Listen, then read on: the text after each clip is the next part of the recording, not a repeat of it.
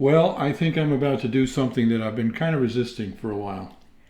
Yeah, he's looking at buying a tow dolly to tow our Explorer behind the truck. Yeah.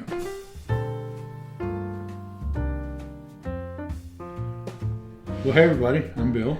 And I'm Elizabeth. Live simple. Live free. Tow Dolly. Let me tell you the situation here. If you've been following our channel for a while, you know that we have this box truck camper that I built a camper out of a U-Haul truck. And for the past 2 years, that's been our only vehicle. Mm-hmm. Well, except for my motorcycle. Right. But we were very happy with that. We didn't really feel like we needed another vehicle. A lot of people said you need to get something that gets better gas mileage. It didn't make sense to spend thousands that it would cost for another vehicle just for a little better gas mileage. And I had no trouble driving the truck. Right. I can drive it around. But we finally decided to get another vehicle, and we got a Ford Explorer. Not so much for the gas mileage, though of course that helps, but because we were putting a lot of miles on our camper truck, and we wanted to save that for hopefully long term into the future. Yeah, we really want it to last a long time. It would be very difficult to actually replace. So we love the thing, and we wanted it to last as long as possible. Right. So now that leaves us with a problem. See, now we have 2 cars and a motorcycle, and we go back and forth between Florida and Virginia twice a year. We make the trip twice. Usually about April and October. And so how are we going to transport those vehicles? Well, Elizabeth can drive, certainly. But because of the stroke that she had many years ago, it's just not a good idea for her to drive many hours on the highway. What happens when you do that? Well, I never knew until I had the stroke that messed up my vestibular system, the balance area, that we are constantly adjusting the balance of our big heavy heads on our necks. And so if my balancing part of my brain starts to get really fatigued, then I start having some issues. And just everyday life is not so much, but when I'm vibrating blah, blah, blah, blah, blah, in any kind of a vehicle, it just begins to get my brain really tired where there's brain damage, and I get numb-faced on the right side. And the doctor calls it revisiting the symptoms of the stroke. Yeah, that's what the neurologist said. And so when I'm driving, I want to be 100%, especially for my reaction time. And so I can drive a 4-hour stretch, but I watch very carefully to make sure that I'm not starting to feel a little numb or funny or cold or any of that kind of stuff, because I want to be as safe as I can when I'm driving. And the thing of it is that if we broke the 9.5, 10-hour drive back and forth into 2 days, that's not that long a period of time of driving. But my problem would be that I would not be able to recover enough to make the next day as safe as I would like it to be. Mm-hmm. I just want to be really careful. So I can drive, but I just don't know about long stretches. We had a comment recently, I don't know, 2 or 3 weeks ago, some woman said something about, why do you keep talking about Elizabeth's stroke and her issues? Enough already, we understand, we know. Here's the thing. We have a lot of new subscribers, and a lot of you don't know the situation. Well, so that's why we don't harp on it, but we talk about it occasionally. But see, here's what I'm afraid of, is that we'll get halfway through the drive, 2 hours into it. If her brain gets really tired, things don't start to work anymore. I've seen her hand go limp where it can't quite work. And my hand gets real weird. It's just not wise. Yeah. And it would make sense for us each to drive a vehicle. Right. We just do the whole thing. It'd be no big deal. But I just don't want to get to where I'm not responding as fast as I would like to. And it's true that my right arm and hand start to get really weak and act really kind of curled up. It was a stroke. I'm doing great, but I just got to be real. So now, we have 2 cars and a motorcycle, and we can't transport them all. And I'm a dud. In the past, I've always just put the motorcycle on a trailer and pulled it behind the truck, and we were fine. But you know what I realized? I was thinking, we're doing all of this because I want the motorcycle. Even if I didn't have the motorcycle, we now have 2 vehicles. Yeah. And so I'm going to have to do something to get those 2 vehicles there. Yeah. So this is going to be an ordeal to do this, but the only thing I can figure is we'll get a tow dolly and drive the truck up to Virginia, pulling the car, and then I will come back down with the car to get the motorcycle in the trailer and pull it back up. That's the only way I can figure out how to do it, unless I could get some kind of a big flatbed that would be big enough to carry the car and the motorcycle. But those start at like 8 or 10 grand, and I'm not, they're even very expensive to rent. Yeah, because we looked into it. It's man, I wish I could just like drive one of the vehicles all the way there, but we got to be real. So we got to figure this out. And a lot of people that have an RV have a tow dolly to tow a car behind when they make RV trips. And that's cool because you go somewhere and you park for a while and then you just take the car. You don't have to move the RV. Yeah. I've resisted doing that because one of the things that I like about our little camper truck is that it's only 22 feet long. It can fit in a standard parking spot when we're traveling. And towing a car behind it makes that logistics of that considerably more difficult. Yeah, we can't kind of fit in as many places. Also, we don't tend to go and stay for a week and park it for a week and then take excursions. We're generally moving no more than 2 nights at one place and then we move on. That just seems to be our style of RVing. Yeah, so far. So I haven't really wanted to do it, to get a tow dolly just to take it on our RV trips. But to take it back and forth to Virginia, I think this is going to be the solution. So, here I go, looking for a tow dolly. Mm-hmm. So I've been looking for tow dollies for a little while now. Looking online, you can buy a new one, and they start at somewhere around $2,500 or $2,800, and I've seen them go as high as $7,000 or $8,000. I don't want to spend that much, but one of the advantages of buying a new one online is that it tells you exactly what the weight limit is of how big of a vehicle you can tow. So I started looking around on Craigslist and on Facebook Marketplace, and I found a lot of used tow dollies, but the biggest problem was not one of them told me the weight limit. And there's a lot of different variations in weight limits. You got to get one that's big enough, hefty enough to be able to tow the vehicle that you're going to tow. The vehicle that I'm going to tow is the one that I'm driving right now, which is a Ford Explorer, and it weighs 4,400 pounds. So I looked around and tried to find something on Facebook Marketplace, and I just couldn't find anything that gave me the weight limits at all. So I went to U-Haul. I like U-Haul. Our box truck camper that we bought was a U-Haul truck, and U-Hauls, you might say, well, they put a lot of miles on them, did a lot of different drivers. That's true, but they are very well maintained fleet vehicles, and I really like dealing with them. So I went to trucksales.uhaul.com is the website to buy equipment from U-Haul. And I couldn't find many. So they have also an 800 number where you can actually call the truck sales office, national office. If you find one online, you can call the individual U-Haul retailer or store, but I called the national number. They were able to do a search for me to see what's available, and apparently they only release vehicles to be sold occasionally, and once they're gone until they release another batch. And what she said was that there are not many available right now. She did a nationwide search, and she found out that the closest one available to me was in West Virginia. It's about 1,200 miles from, I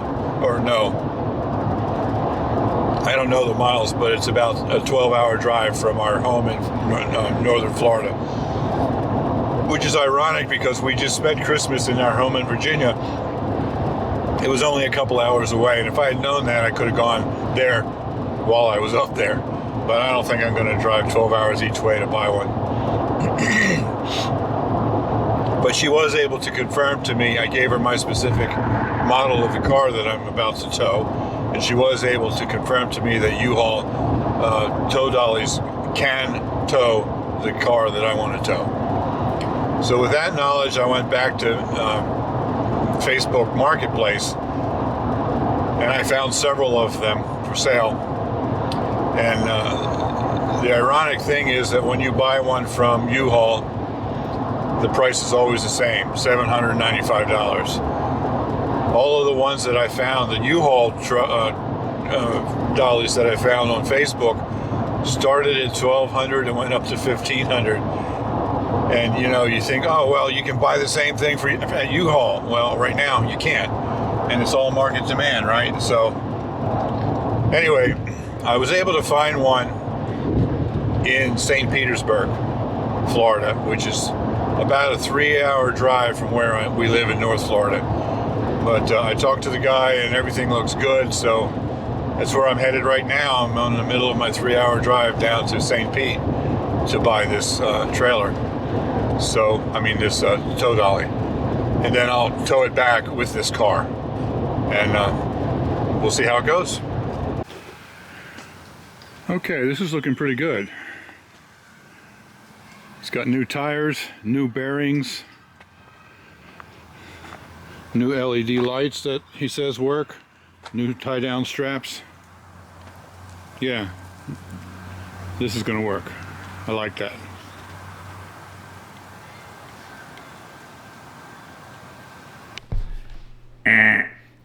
Oh, sweetheart. Well, that was a total fail.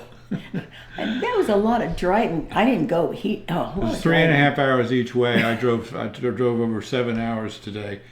And when I got there, you saw the video. I really liked it. It looked great. But as I looked at it, something didn't seem quite right. And all of a sudden, I started questioning whether it was wide enough for my car. So I'm glad he thought about that. So I drove my car up right behind it, and the guy pulled the ramps down that I drive up on. And here's the ramps, okay? Here's the wheels to my car. Ugh. Now, for what I'm going to tell you next, I'm sorry I don't have any video for it. I got so focused on trying to make this work, trying to make it fit, and the guy was helping me, that I totally forgot about the camera until the end. I realized I didn't record it. But we went through quite an ordeal here of at least 10 or 15 minutes trying to make it fit. So here's what actually happened.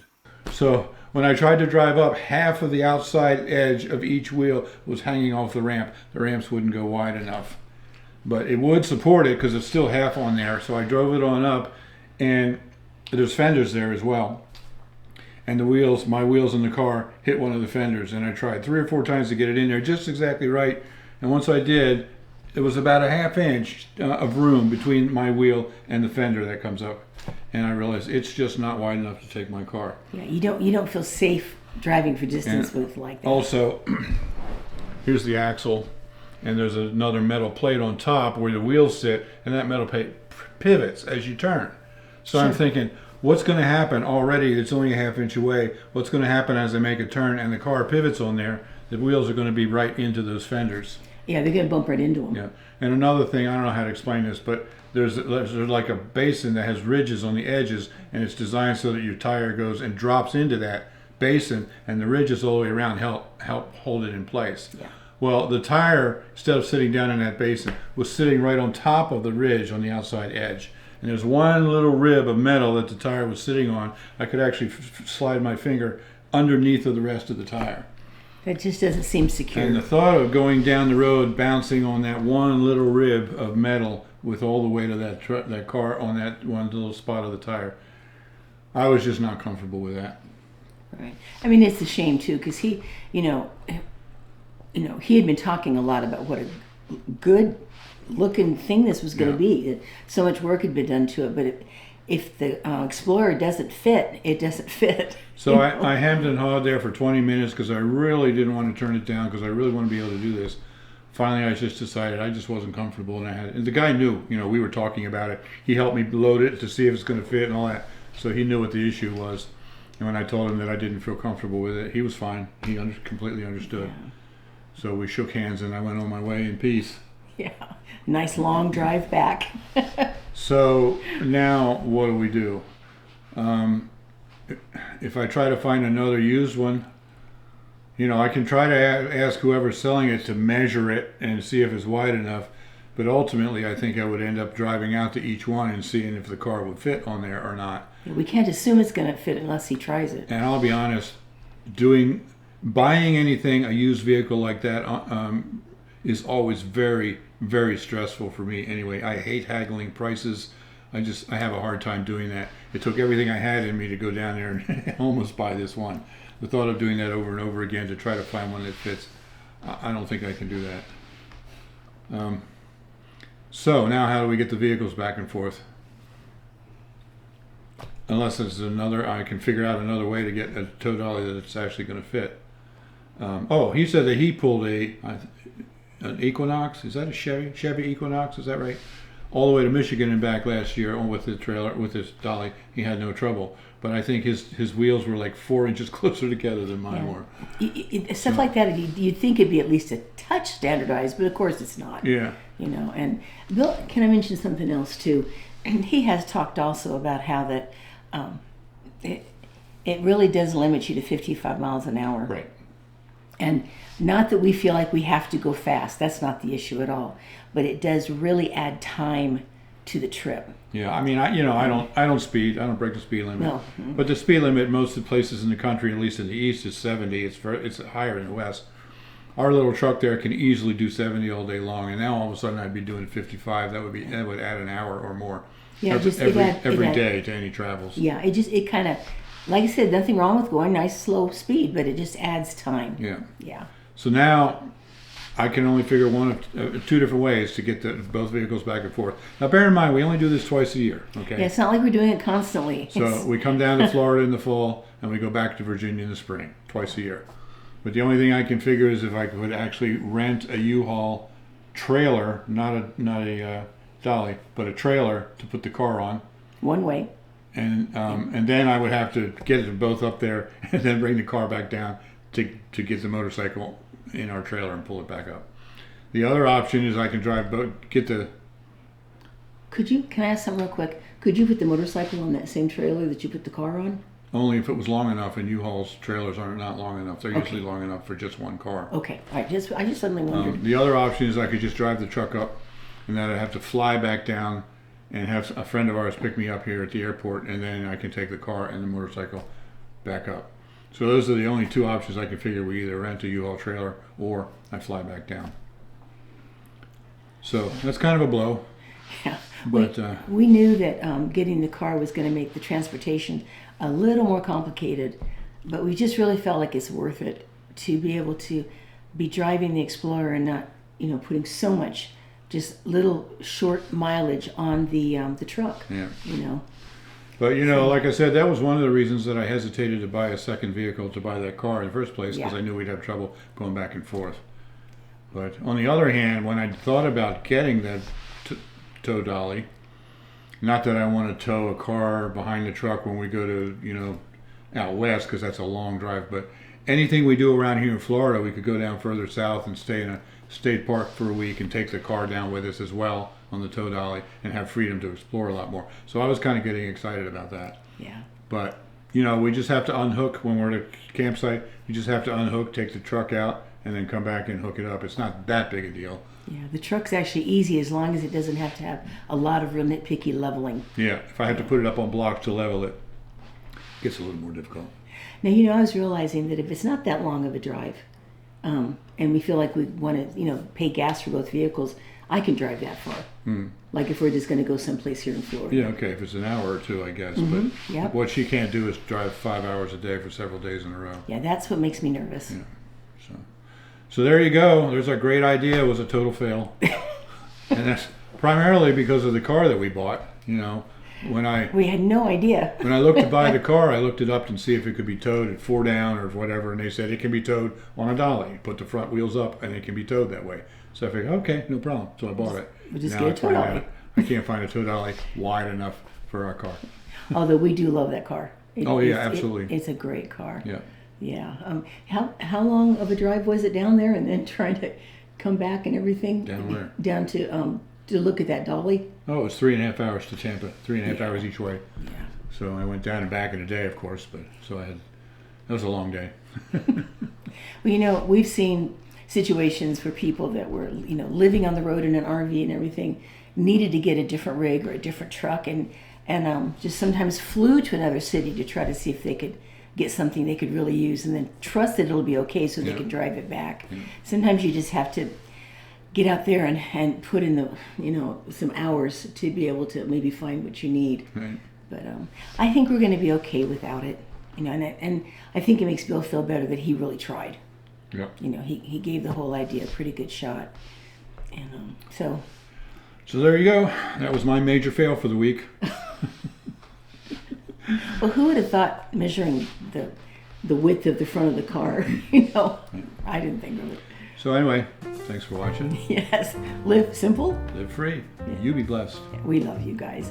And thanks for coming along on the adventures. And we will see you very soon. All right. Bye-bye. Bye-bye.